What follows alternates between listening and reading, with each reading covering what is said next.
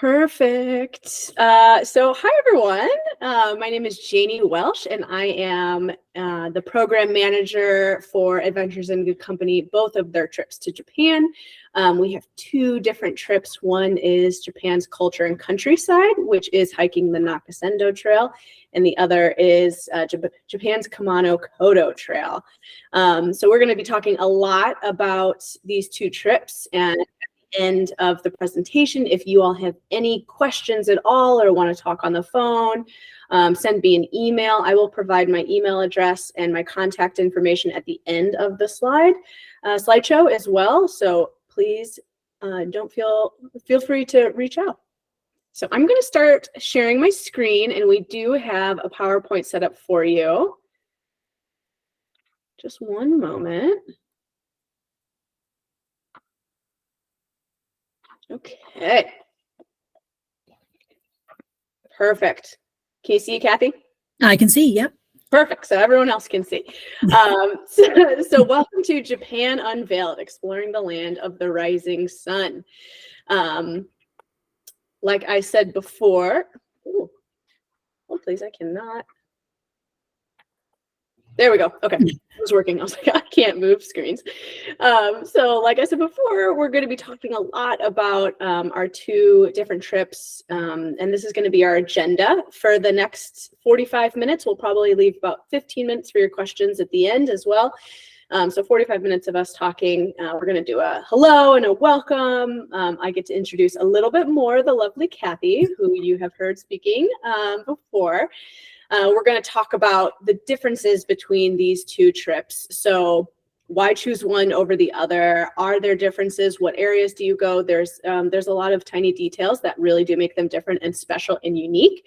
We're going to talk about the accommodations, the food that you're going to get to eat while in Japan, different activities on each trip. And then throughout this entire presentation, why Japan? Why is it so special? I know that Kathy is definitely going to talk that up.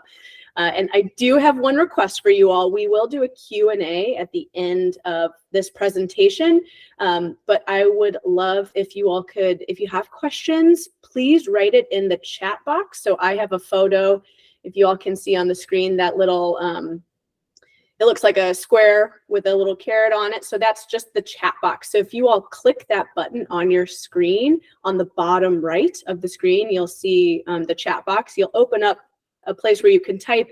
And if you could type your questions in there and then send them, what we're going to do is just gather them all and then answer all of the questions at the end. So we will get to your question. No worries. We might even answer it on the next slide if you want, but please don't be afraid to ask questions. So there's Laurel throwing in questions, and just whenever you have one, just throw it in. All right. So our host today is Kathy Callum, and we do work with a trusted outfitter that we've been working with for quite a few years, Oku Japan, and Kathy is a travel specialist at Oku Japan. She is just a Japan aficionado, been there more than 20 times, loves the Kumano Kodo Trail, loves the Nakasendo Trail, which is our Japan's culture and countryside trip. And she is going to kind of go through each trip, talk about the differences, and just have a good time talking about Japan. So I'll hand it off to you, Kathy. All right, wonderful. Thank you. So yes, and what I do want to also say is I've been to Japan 20 times, but my colleagues and my team are based in Japan, headquartered in Japan. So there's a lot of people there on the ground in Japan waiting to welcome you and really to provide you with the opportunity to discover Japan on two very different ways on these two tours that we're working together with Adventures in Good Company on. The two tours that we offer with Adventures in Good Company is Japan's culture and countryside. That one has been going now for a few years. That one is based around the Nakasendo Trail, but also some of the ancient capital areas of Japan. So areas that have a really rich history in Japan. The other tour, which is, really a fantastic exploration of Japan's spirituality, is the Kumano Kodo Pilgrimage. And that is one that we is a new offering for Adventures in Good Company, and is really visiting a spectacular and remote and rural area of Japan. So to give you a little bit of an indication from this map here, where they're located, the circle that's towards the top, that's broadly the area where the Nakasendo Trail is, and where that is that the whole trail itself stretches between Kyoto and Tokyo, whereas the Kumano Kodo is based more in Western Japan and on the Kii Peninsula. So that is further south, as you'll see the southernmost dot, I suppose, or the southernmost circle on the map. That's the area where you will find the Kumano Kodo. So they're two fantastic trips. There are some differences between them in terms of the characteristic and the type of them, but they're both fantastic trips. Let's see, what's our next slide? There we go. Okay, so I'll start with the Nakasendo Way. The Nakasendo was one of the Gokaido, the 5 main thoroughfares between different areas and locations in Japan. And it really came into its heyday in the periods of the shoguns and the samurai. And that's the photo I have behind me. This is one of the post towns on the Nakasendo Trail for my background. But it was in the centuries leading up to the unification of Japan into one country, Japan was made up of a lot of fighting and warring fiefdoms all over the country. And the shoguns were able to bring those fiefdoms together and pull them together into a unit, into a cohesive unit to make Japan really a nation state, much like we know it today. But there was a lot of work that went into that. That happened really, the turning point was the Battle of Sekigahara in 1603. And at that point, the shoguns decided to move the capital of Japan from Kyoto, where it had been the capital for 1,000 years, to Tokyo, which at that time was kind of a little fishing village, but it was where the shoguns had a base and a power base and support. So they wanted, of course, to keep their power base there. So to keep control on all of these fighting warlords, they set up a system where all of the lords had to spend part of the time in the new capital of Edo or Tokyo, and part of the time in their own domains. And when they weren't in their own domains or their own lands, they had to leave either their heirs or their wives or important family members held behind hostage in Tokyo, and they had to travel back and forth. And there were 2 roads they could travel. The road by the sea, the green line here, was the Tokaido, and that ended up later on becoming the train route and the bullet train line. And then the route through the mountains, that white line, was the Nakasendo Trail. Now, it was a really sophisticated political move because not only are family members being held hostage in Tokyo, but the lords had to travel between Tokyo and their home domains in a status befitting their station. So they had to have flag bearers and palanquin bearers. It was all very tightly controlled, all of this traffic. And because there was such a movement of people between Tokyo and Kyoto and further beyond, a whole bunch of post towns sprung up that were all about a day's walk from each other.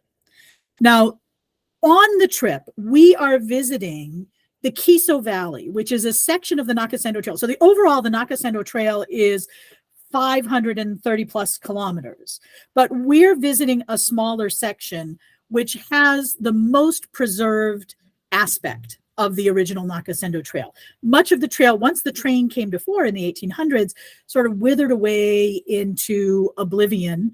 A lot of the old traditional post towns and the trail turned over to road. A lot of the old buildings disappeared. But in the Kiso Valley, in these communities, there's a very strong pride in their history and their heritage and what they do, and they did not want to lose that.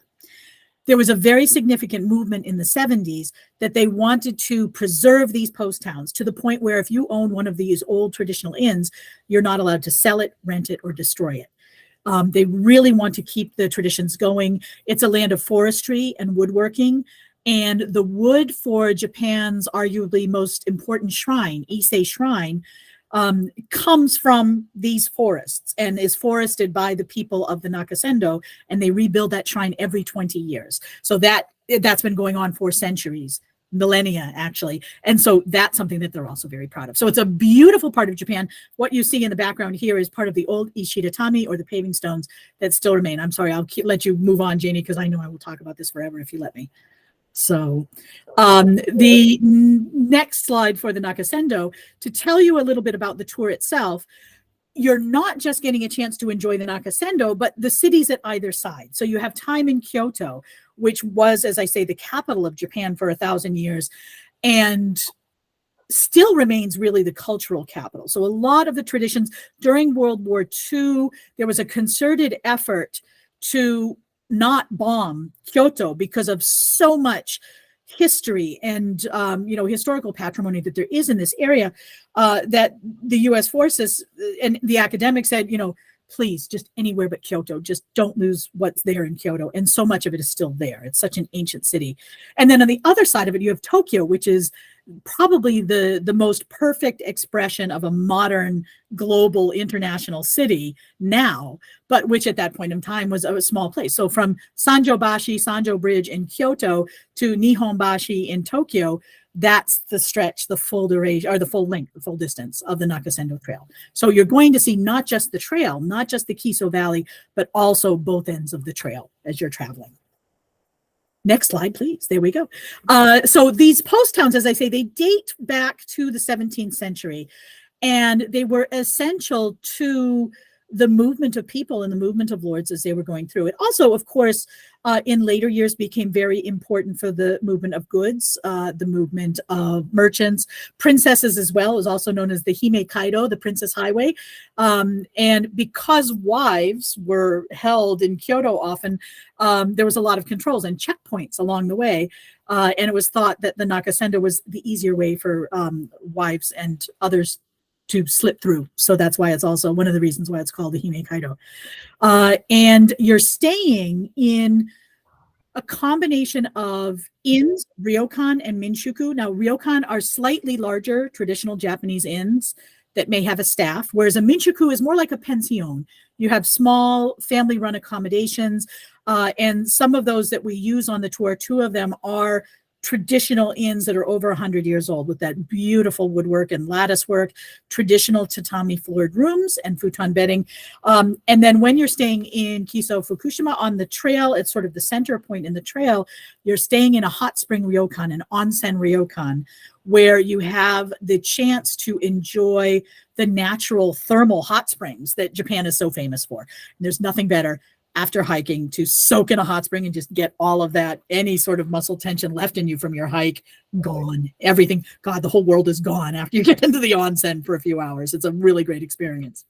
Yeah, and if you all have any questions about the accommodation or the onsens or the hot springs, we do have more slides about that a little bit later. So we might answer your questions. So I'll keep going. Okay, great. Now the Kumano Kodo is a very different kind of hike. It is actually a pilgrimage route that's over 1,000 years old. And it originally was a pilgrimage route between 3 main shrines in the Kii Peninsula. Now, this part of Japan, the Kii Peninsula, was thought to be the gateway between the physical world and the spiritual world. So anytime anything was going wrong in Japan, this is where you wanted to go if you wanted to pray to the gods to save the people, save the country, because it's where the barrier between the physical and the spiritual world was at its thinnest. So in times of strife, it started out that emperors or former emperors, even because the emperors were busy taking care of business, but the former emperors would then go and make this pilgrimage route coming down from Kyoto down to walk the Nakahechi usually, which is one of the routes of the Kumano Kodo, and going from shrine to shrine, praying for the well-being of the people, praying for the well-being of the country and its citizenry. And it's a pilgrimage route that, while that was its origin, it was one that then spread in popularity as time wore on. The other thing about the Kumano Kodo, which is very significant, is some of the other pilgrimage trails in Japan were restricted only to men, whereas the Kumano Kodo welcomed everyone, welcomed women, welcomed commoners. It was not just a pilgrimage route for the initiated of various faiths or just for the men. It was for everybody. And that's one of the delightful aspects about it. There's only 2 UNESCO World Heritage pilgrimage routes recognized. One is the Kumano Kodo, and the other is the Camino de Santiago. So if you would like to walk on both, have an experience of walking on both UNESCO routes, I know Adventures in Good Company also offers the Camino de Santiago, but it is just one of 2 in the world that have that status, that UNESCO World Heritage status. So here you're walking from shrine to shrine instead of from village to village. You are staying in smaller villages as you go, but the buildings are a little bit more modern. The hospitality is fantastic. It's that warm, genuine rural hospitality that in many countries seems to have disappeared somehow, but is still very much there in Japan. And you're traveling between the 3 main shrines, but as you go, your experience, and you're passing these smaller shrines along the way, and you're passing jizo, which are little statues which are protectors of travelers, or like that behind Janie, like right behind Janie, which they're protector of travelers. They're also the protector of children and unborn children as well. They're also the protectors of, or they'd often be left in commemoration of those that didn't make it through the pilgrimage. It was a tough pilgrimage, and at that time some just simply didn't reach the end, so some were commemorated that. We will make sure you all reach the end, so please don't worry about that. But it's a fantastic hike, and a really interesting way to delve into the spiritual traditions of Japan as you're going through this, because it has such a focal point in the culture and in the history in Japan. And I'll let you zap to the next slide. Now, there are a lot more hot springs on the Kumano Kodo. It's really well known for it. And in fact, you're staying in Unamine Onsen, which is technically a UNESCO World Heritage hot spring. So you can bathe in a UNESCO Heritage site. But it's, again, even some of the simpler Minshuku on the trail will have natural hot springs waters. At the larger ryokan, they'll have inside and outside baths, so that you can enjoy really that unique aspect of Japan is bathing in those natural hot springs. The inns are fantastic, a lot of local cuisine, and here where you're by the sea, there's a lot more fish and seafood, but there's also mountain vegetables, and really just it's a lovely way to make your way across the Kii Peninsula and along the pilgrimage route. Now, in terms of the differences, because I'm not sure if some of you are like, oh, okay, I want to go to Japan, but I'm not sure which one is right for me. There are some differences between them. So the Nakasendo and the Kumano Kodo do have different profiles in terms of the walking. The Nakasendo is more moderate. If you're in good fitness, and if you can walk up to 6 hours a day, then you should be able to do the Nakasendo. The ascents and the descents are more moderate for that one, whereas the Kumano Kodo, it's a lot more steady, steep ascents. So the Kumano Kodo is a more advanced hike, and it has a bit more uneven terrain in terms of tree root and rock as you're climbing, but it is also beautiful, a mix of forested and exposed trail. For the Nakasendo, you have a mix of forested and paved trail. On the Nakasendo, you're walking from village to village, and as we said, that is associated with the shoguns, associated with the samurai, the lords, traveling from place to place, and their protectors, the samurai, the shoguns of the lord. And then we also have the historical accommodations on the Nakasendo Trail, where you're staying in these old traditional inns. You do have a hot spring inn in your travels, and you get to explore Kyoto and Tokyo on the Nakasendo. Going back to the Kumano Kodo, steep, steadier climbs, but it is a pilgrimage route. So it's based very much more in the spirituality of Japan rather than in the history of Japan, but it is historic in its own right and tells its own story. It is a more rural experience, very rural in some parts of it. And most of the inns are more modern style buildings, but they do provide, even though they're more modern buildings, that warm hospitality. There's a lot more hot springs accommodations on the Kumano Kodo, and you also have a chance to explore Kyoto, and you have a bit more time to explore Kyoto because you're starting and ending being able to visit that beautiful city. So those are some of the basic differences about it. In terms of the duration, so as I said, the full Nakasendo is 534 kilometers. In the amount of time you have for your tour, obviously we're not going to be able to walk that distance. Overall, we walk about 50 kilometers on that itinerary, 25 of it in the Kiso Valley, and then another 25 plus in the areas of the ancient capitals. So you're getting about 50 kilometers there. The Kumano Kodo, the entire route of the Kumano Kodo is approximately 70 kilometers for the Nakahechi, which is the route on the Kumano Kodo that you'll follow. You have about 50 kilometers on this tour as well. You have 38, a little over 38 to 40 on the Kumano Kodo itself, and then another 10 when you're visiting and hiking in the Kyoto area as well. So you have that mix of experience. And I'll let you move to the next slide, Jamie. Thanks. Perfect. So I do have a couple of photos as well. I know that we were chatting a little bit about the hikes and the trail differences, and this is exactly what Kathy was talking about for the Japan's culture and countryside, which is on the Nakasendo Trail, like we've been saying. This is generally what you're going to get when you're hiking. So you can see it's a little flatter. There's the difference between the kind of the trail that you see versus kind of those paved trails you can see on the upper right-hand photo. There's a bit of pavement, some bridges that you can go over. There's a couple different bridges as well, and just beautiful forests to walk through and just enjoying, especially in 2023. They're going to be in the fall as well. So the beautiful foliage, great weather to go hiking in, and just a lovely experience hiking through that valley. And oops, I went backwards and forwards. Sorry. So on the Kumano Kodo, you're still going to be generally going the same distances, so about 4 to 7 miles a day. There is a day on the Kumano Kodo when you're hiking 13 miles. It is a bit rockier, a bit more uneven terrain, but you'll be able to see these beautiful shrines and figurines along the way. Like I said, a few more stairs up there, so a pretty steady descent. And then if you do we have options, Kathy, I guess, for the 13-mile day? For the 13-mile day,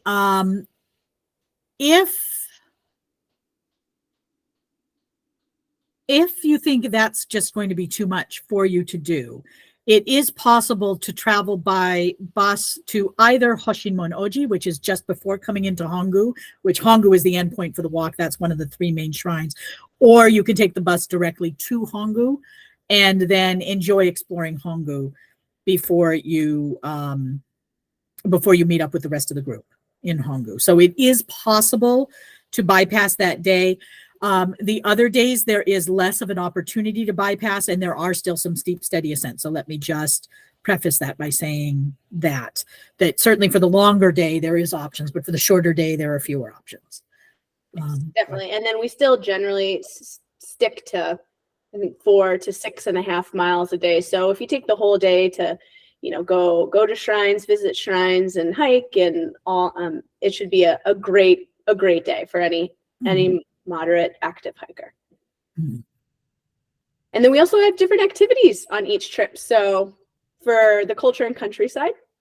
Yeah, for the culture and countryside tour, you have a chance. As we said, it's not just the Nakasendo. You're also visiting, which is why it's culture and countryside. You're also visiting some of the old ancient capitals of Japan that were capitals before Kyoto was. So you have Kyoto, not just Kyoto, but also Nara and Asuka. Asuka being the earliest of these, and one of the areas where Buddhism was really imported into Japan. So some of the oldest Buddhist temples you'll find here in this area, in the Yamato Plain area, because that's where it all came in.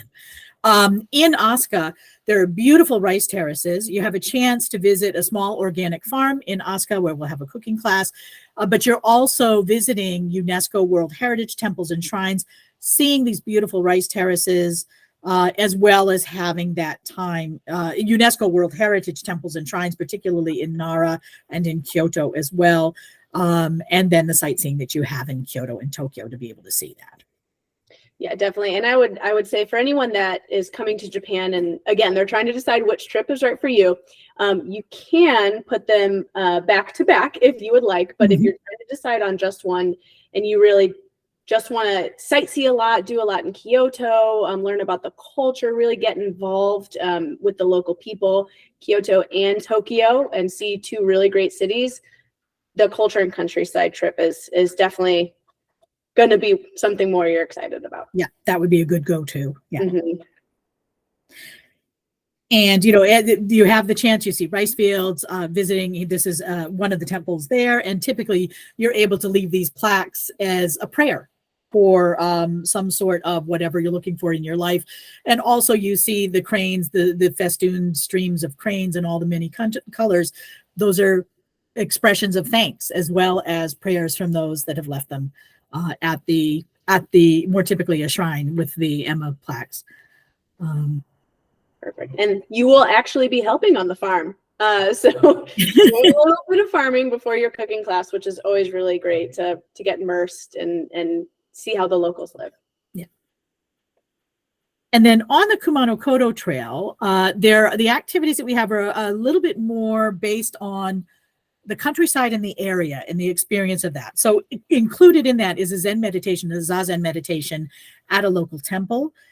You'll be staying have a farm stay. It's an organic farm that used to be a schoolhouse.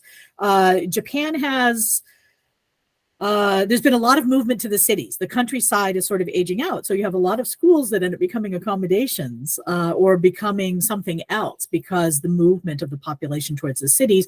And it's a way to keep traditions alive. And they do keep local traditions alive there.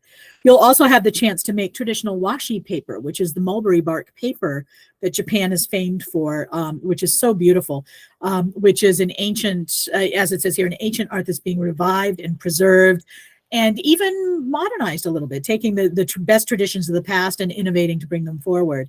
And of course, because of its position being just south of Kyoto and Osaka, there's a lot of sightseeing in Kyoto, which is included in the tour. So you do have a chance to explore that traditional ancient capital of Kyoto. Now, food. Everyone's excited about food. I try to eat my way through Japan on a regular basis. There is so much there that's delicious and good. It's not all sushi. It's really a very varied and broad mix of types of food. And in the countryside, of course, everything is super fresh, that they're using, using the best of local produce, whether, that is mountain vegetables or in the autumn, there's often mushrooms, matsutake mushrooms. And you'll have river fish in the mountains on the Nakasendo. You'll have ocean fish on the Kumano Kodo. Usually when you're staying at the inns on the trail, the meals are served on a very low table on the floor. So it is a tour where you will be up and down off the floor a lot. Some of the inns do have what we would call Western sized tables that sit up a little higher, but a lot of the times you're down on the floor. The cuisine itself, could you pop back to the previous slide? Sorry, yes. Janie. There is a lot of fish and seafood on the Kumano Kodo. Some aspects of Japanese cuisine can be a little bit challenging for certain dietary limitations, just to flag that up for any of you that are concerned about that. Vegan diets can be very difficult, primarily because dashi, a stock that is made from dried fish flakes, which usually the flakes are all strained out, but it is made from fish flakes. That is in a lot of food. That's a core basic ingredient in Japanese cuisine, and it's very pervasive. So vegan diets can be very tricky, as are strict vegetarian, because of the presence of dashi. We can certainly do no meat, no fish, but dashi does end up a lot of places. We have had guests that are normally very strict vegetarian that do, they understand that is the local food culture, that will simply avoid soups and sauces, which are likely to have a higher amount of dashi in it than just, say, a vegetable dish that might just have a tiny bit of dashi in it. Gluten-free diets can also be very difficult to accommodate. We can certainly request, if you are avoiding gluten, by keeping off breaded items and tempura and fu, which is basically just pure wheat gluten, and keep those off the menu, noodles, things like that. But there are trace elements of gluten in soy sauce and miso. And because of that, it can be very challenging because for some celiacs, even the tiniest amount can make them very ill. So gluten-free diets, 100% gluten-free diets, we cannot do, but we can certainly do a reduced gluten.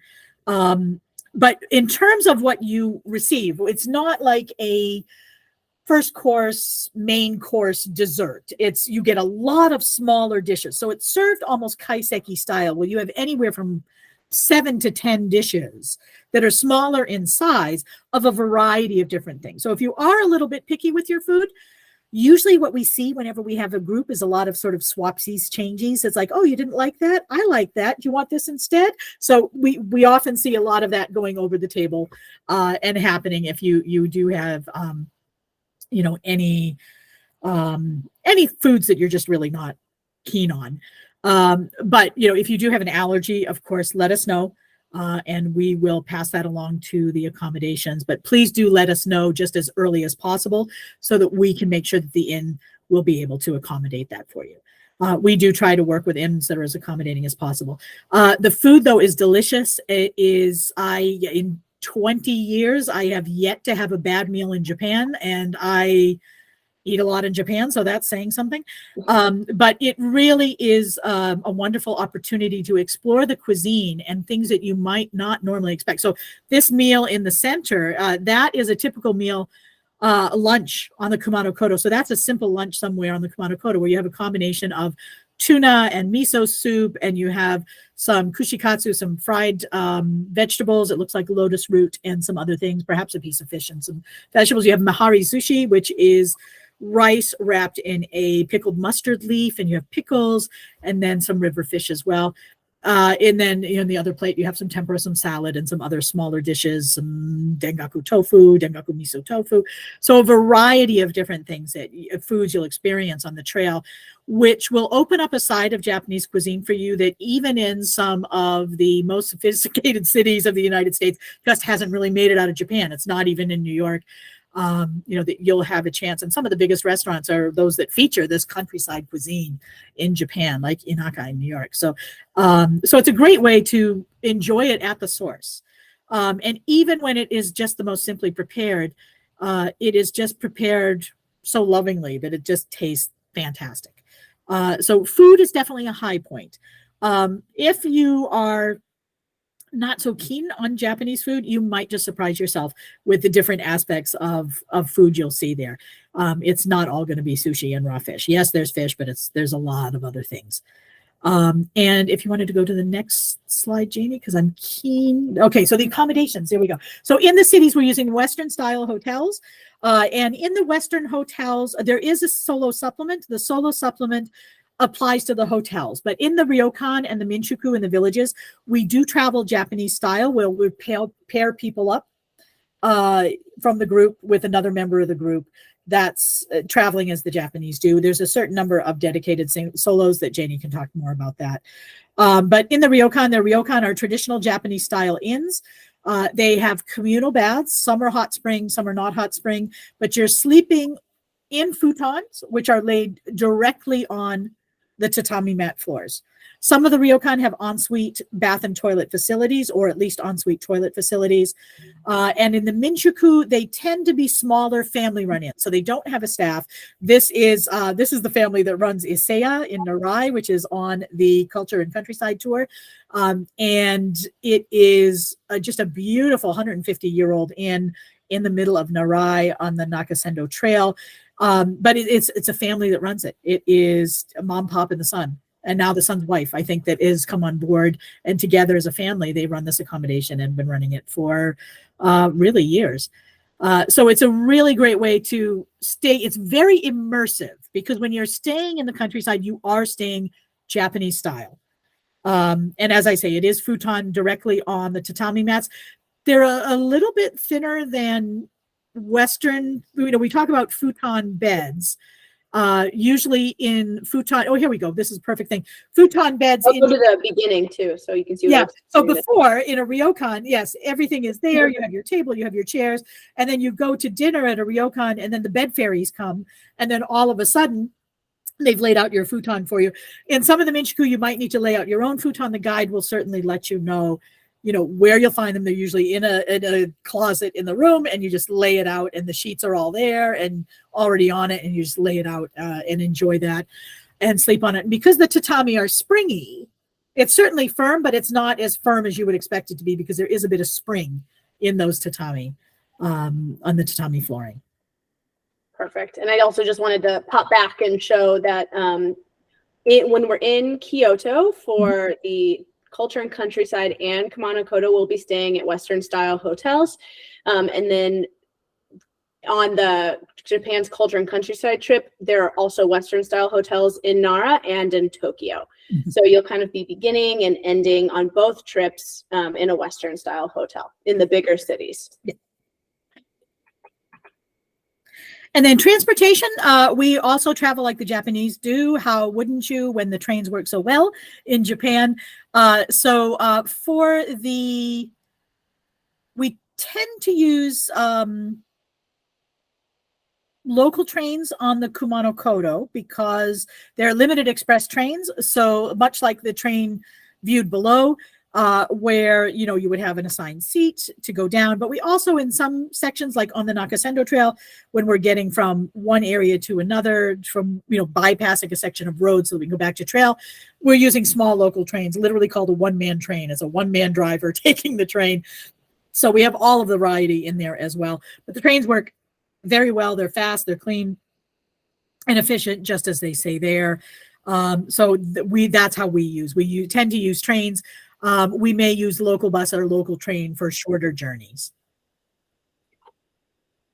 And then onsen. Really quickly, Kathy. Pat, if you had a question, I saw you raise your hand. If you could write your question in that chat box, and we will definitely answer it for you at the end. Okay. Thank you. And now onsen, people that hike sort of know what I'm happy to talk about hiking levels and abilities at the end of it, and Janie will as well. But people that know how to hike know generally what their ability is and where's a good spot for them.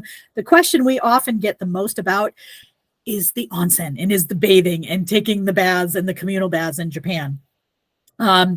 It's a great experience. So even when it's not onsen, even when it's just an ofuro, when it's one of the larger baths, it's still a fantastic experience. And the way it works is, I'll just give you this primer on bathing before you get there, is there's first a changing area as in this upper right-hand corner picture, where there's areas where you can take off your clothes and leave it in the basket.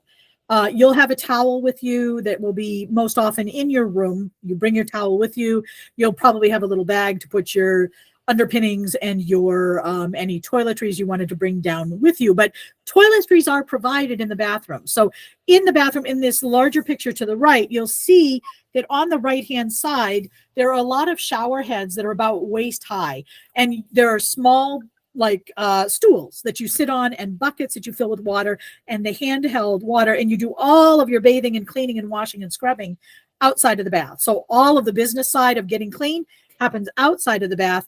And then the bath itself is for soaking and enjoying. So you shower up, wash your hair, and then rinse every little bit of soap off of you before you then hop into the bath and enjoy the bath.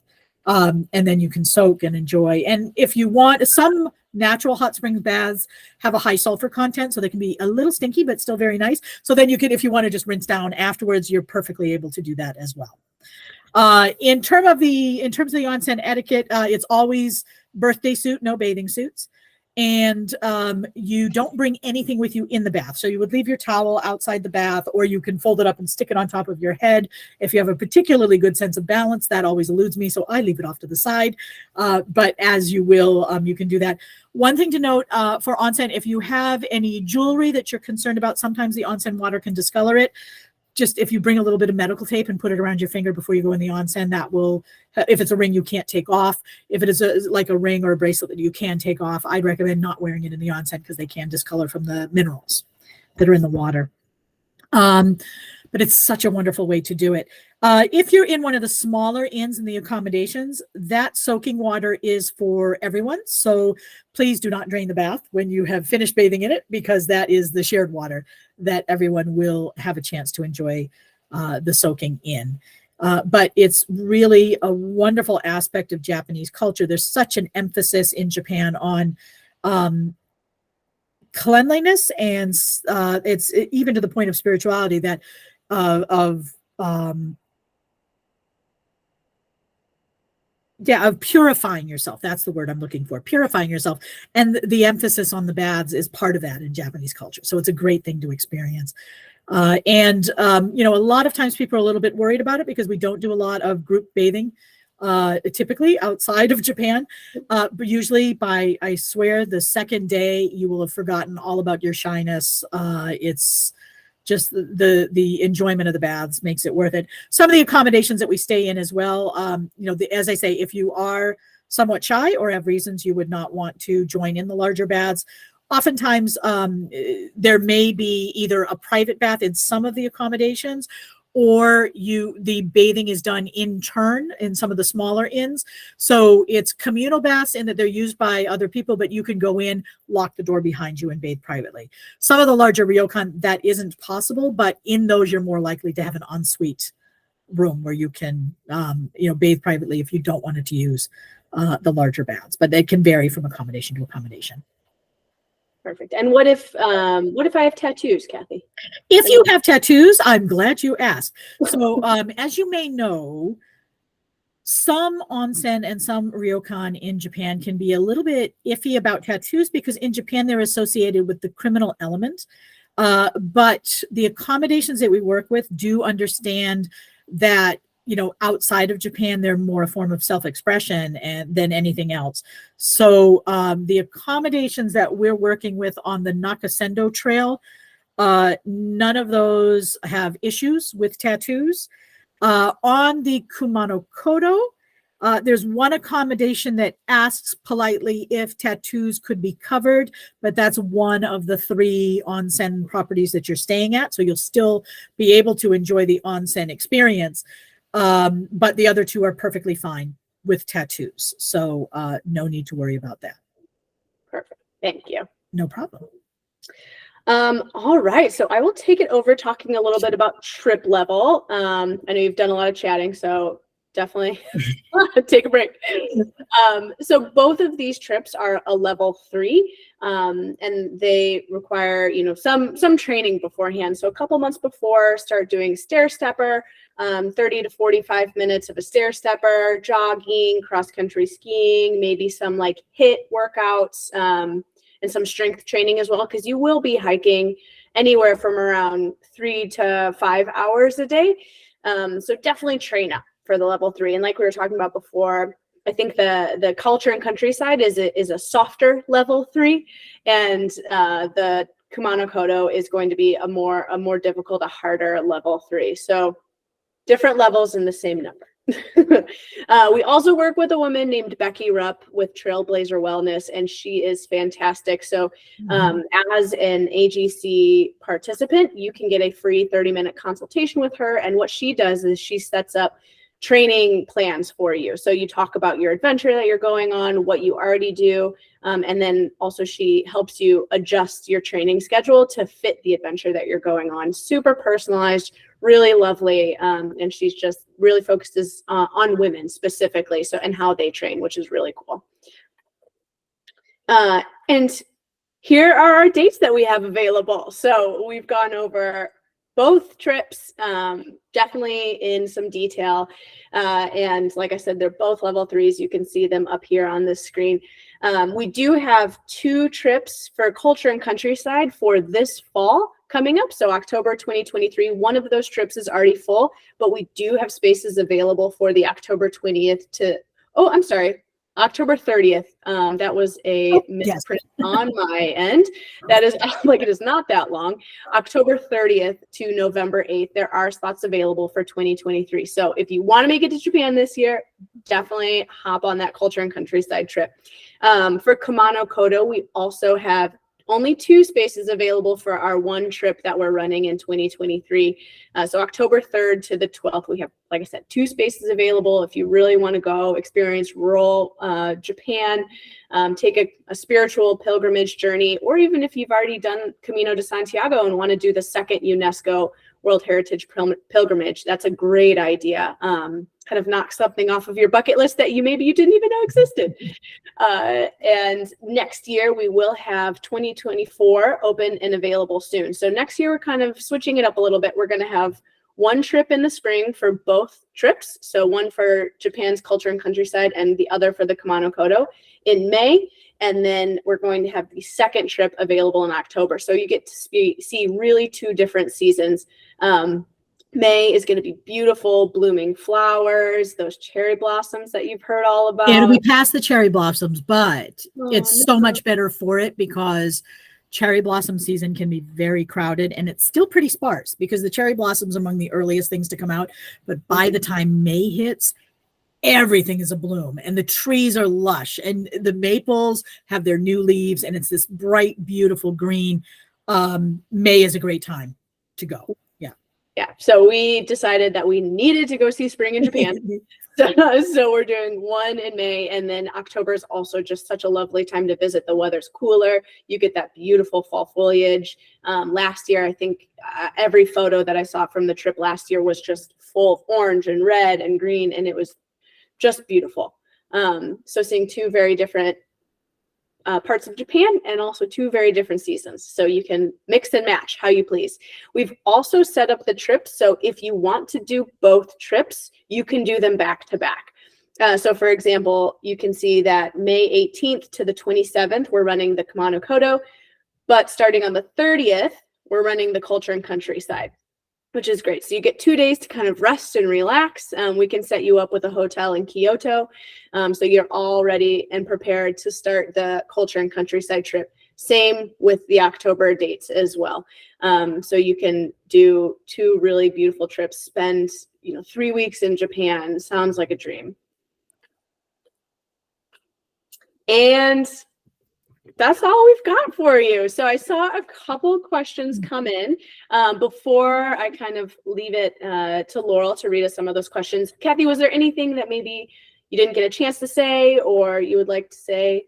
Oh gosh, just that they're both fantastic. I mean, they're very different aspects of Japan, but it gives you an opportunity to get a fuller picture of Japan, because there's a lot of tours out there of Japan that are just city, city, city. And to really understand and appreciate Japan and the beauty of Japan, the country is nearly 75% mountains. Get into the mountains, get into the countryside. It's the best way to discover the people, the traditions, the culture. They're both fabulous destinations in Japan. I have had a love of Japan for years, obviously, but then, seeing these areas is like, this is a side of Japan that I really wish more people would be able to see, because it's such an interesting experience and such a great way to learn more about the country while enjoying some fantastic hiking. So, yeah, and I think that's why I love our trips as well, is because you do get to see those cities. So you do get to go to Kyoto, you do get to go to Tokyo, but you spend the majority of the time off the beaten track. There's gonna be plenty of tourists in Kyoto and Tokyo, but you're not gonna see as many out where we're hiking and where we're going, doing the activities that we're doing. And that's really why I love travel, is to immerse yourself in the local culture and customs and just way of life. So thanks for that. No problem. So how about some questions? What have the ladies asked? I'd be happy to help with that. Well, thank you both for going through that in such detail. What amazing trips. And I loved all the pictures too, being able to get a visual of what these trips will be like. So thank you both. For questions, we did have a question from ANQ, who did the AGC trip in Jordan, which is a level 2. She's curious how this trip as a level 3 would compare to a level 2 trip. That is a very good question. So level 2, it's obviously going to be one rating lower, and specifically on, I would say if you did a level 2 Jordan trip and you loved it and you felt very comfortable on that, the culture and countryside trip would be for you. It's going to be a little bit more hiking, because on Jordan you don't hike every day. You're going to be doing cultural site visits. You will be walking around Petra and doing a lot of those kind of site visits. The culture and countryside, I'd say, would be maybe not like a step up, but a half a step up. So you're going to still be hiking every day. You're going to be moving every day. That's what we do. We love active adventure vacations. And so we'll be hiking around 3 to 6 miles, maybe a day of 6.5 miles on the culture and countryside. And that would, I think, be the trip for you. Definitely a little bit more hiking, but it's going to be enjoyable. You know, you get all day to hike 4 miles, to hike 6 miles while stopping in these towns, experiencing all that the countryside has to offer. So I would say that would probably be your half a step up, is from Jordan to Japan's culture and countryside. Beautiful. And our next question is about packing. Is it better to bring a suitcase or a wheeled duffel bag for these trips? I think either is going to be fine. So the trip includes luggage forwarding. So there will be nights where your main luggage is sent ahead and it meets you further along the trail, that it might not be with you the same day. So we recommend a larger piece of luggage, and the form of that, it can either be a wheeled duffel or it can be a suitcase. But we do recommend you bring a light day pack for your overnight essentials on those days when we've shipped the luggage ahead. It's very easy to pack light on these tours. And let me give you some context behind that, because people don't believe me. I've done it myself, and I usually bring everything but the kitchen sink when I travel. But on the trail, when you send your luggage ahead, it's great because with your overnight essentials, when you get to the inn, all the basic toiletries are provided at the inn. You get a toothpaste, you have shampoo, you have body wash, you have conditioner. You also have, you're given a yukata, which is a cotton robe, which is shaped like a kimono, but fastened kind of like a bathrobe. I have a photo of it. I'm going to go find There we it. go, please. Yes. There we go. And it is perfectly acceptable to wear that around the inn, to wear it to meals, to wear it outside. They'll often give you a coat you put on over it, and you can walk around outside the inn with it on. So you can use that for your pajamas as well. You can use it to walk around the inn. So really all you need is change a t-shirt, socks, and underwear for the next day. Your light waterproofs, whatever technology you cannot bear to part with, usually a camera, because there's so much beauty on the trail. And so it's very, very easy to pack very light as you're doing it. You're not going to need another pair of shoes to change into, because you don't wear shoes in the house or in the buildings or inside in Japan. Your shoes are all left at the door. So you don't need to worry about, I got to have another pair of shoes. No, you don't. You're fine. And then you don't even need slippers because you're walking around in tatami on bare feet or socks. And they will provide you slippers for the common areas and the carpeted areas, so you can really get away with packing light. One thing I forgot to say, which I didn't say, you are staying in small country villages. So you might want to, if you have a Kindle or if you have a little tablet or something, if you want to read in the evening, or if you want to just hang out with the girls, you can do that as well, because it is quiet in the night. Or you may just want to enjoy the quiet. Our lives are so noisy. God, I'm so noisy. But the nights are, the way we live nowadays is so noisy. Sometimes that quiet where you're hearing nothing but the crickets and the birds is just so fantastic. But I'll leave it up to you. But just to let you know, yes, there's no nightclubs in the towns. It's going to be very quiet. So great. That's all good to know. Thanks. The next question looks like it's specifically about the culture and countryside trip, but it would be good to chat about this for both trips. What airports do you fly in and out of? For the culture and countryside, that begins in Kyoto and finishes in Tokyo. So the best airport, there's no airports in Kyoto, so the best airports will be those in the Osaka area. So if you are flying directly in on an international flight, that's often KIX, but you might find it cheaper to buy a round trip ticket to Tokyo and then add on a flight from Tokyo to Itami, ITM, which is the local Osaka airport, the domestic airport. There are some special airfares out there. Now, I'm sorry, I'm a land-only person, but I know this because I go to Japan all the time, so let me share that with you, is a lot of times a round-trip ticket for Tokyo. They'll often have specials on that. And there are special air passes that both Japan Airlines and ANA offer that will allow you to add a segment from Tokyo to Osaka at much below the market rate. They're typically air passes. They're called the Explore Japan fare, Discover Japan fare. And usually it's under $100 to add that on.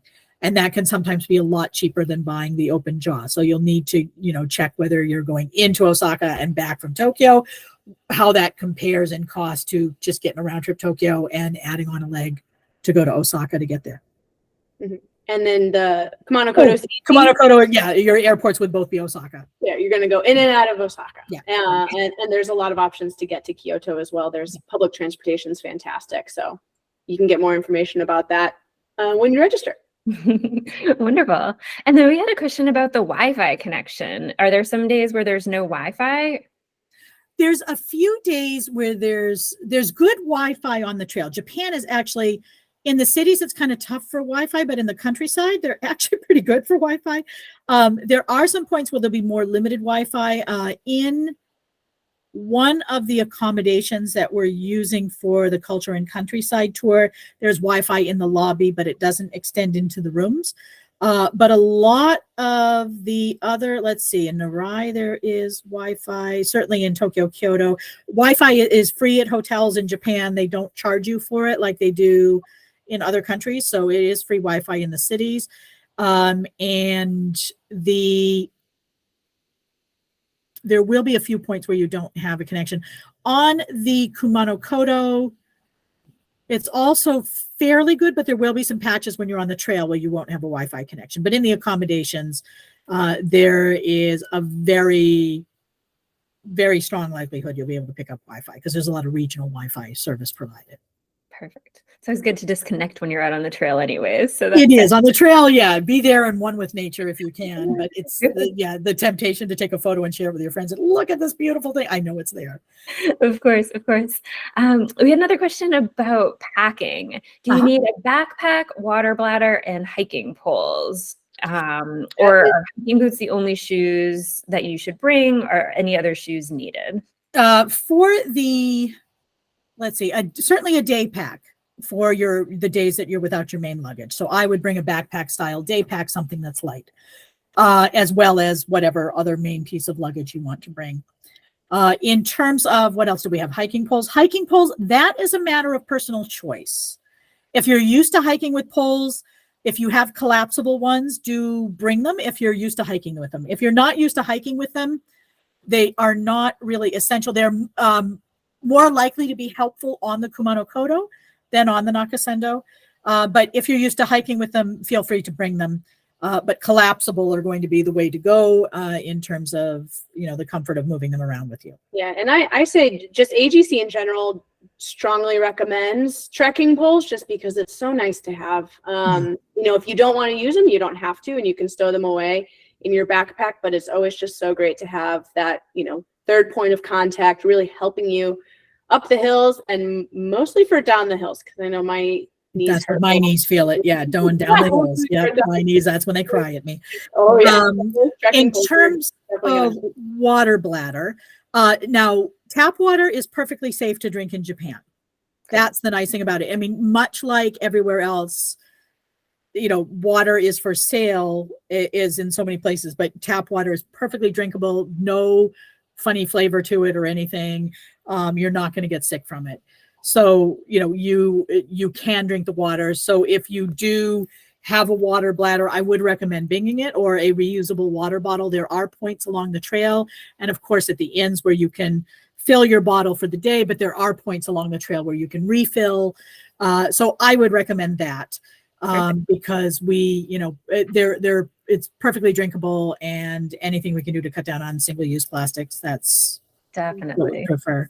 Good to know. And we're just about out of time. We have two more hopefully quick questions. Currency exchange. Is it okay to use Canadian or US dollars, or should you exchange to use the Japanese yen? You would need to use yen. Everything is transacted in yen, and Japan is very much a cash-based society. It is now actually a lot easier if you have an ATM card. There are a lot more places that you can use an ATM card now. A number of the Japan Post Office Bank or the 7-Elevens and some of the other convenience stores will often have ATMs where you can now use that, but it is always good to have a supply of yen when you arrive. You can exchange money at the airport, and it's often faster and more efficient to do that at the airport. There are a combination of exchange companies, but there's also bank branches that will offer you an extremely same rate of commission at their branch that they would offer in the city. It's just, they're used to doing it faster. If you do it in a town, the process can take about a half an hour or more to do. So you're better off, if you can arrive with a supply of yen, that's a good way to start. And you can pull some out with ATM. Just don't forget to tell your bank that you are traveling so they don't put a hold on your card. Sometimes ATMs do not work 24 hours in Japan. So that's another reason to have a supply of yen cash with you. You can at the airport exchange US dollars, Canadian dollars, British pounds. US dollars are easier to exchange than Canadian dollars. So if you do have a choice, it's more commonly accepted and more commonly recognized. Great. All right. Well, we had a couple more quick questions, but maybe we can follow up on email. Janie, or should we wrap up? Yes, yeah, that's great, because we are a minute over, but you all can, if you want to write down my email, I can definitely help answer any questions. JanieW@goodadventure.com. That is Janie with an N like Nancy, commonly confused with the other name that is not mine. So you can send me an email. You can give the office a call at 970-833-3132. And then you can find me on extension 3, or someone can answer and have you transferred to me. So I would love to talk about Japan, answer any more questions that you have. And I just want to thank Kathy so much for showing up today. My pleasure. My pleasure always. About her favorite place in the world. Absolutely. Yes. Thank you so much, ladies. I hope that I'm seeing these names. I hope I'll see some of these names coming to Japan in the coming trips, because it really is a fantastic experience. And thank you for your time today and listening to me gush, and listening to Janie gush as well about how wonderful it is. All right. Thanks, everyone. Have a good Wednesday. Bye, guys. Thank you.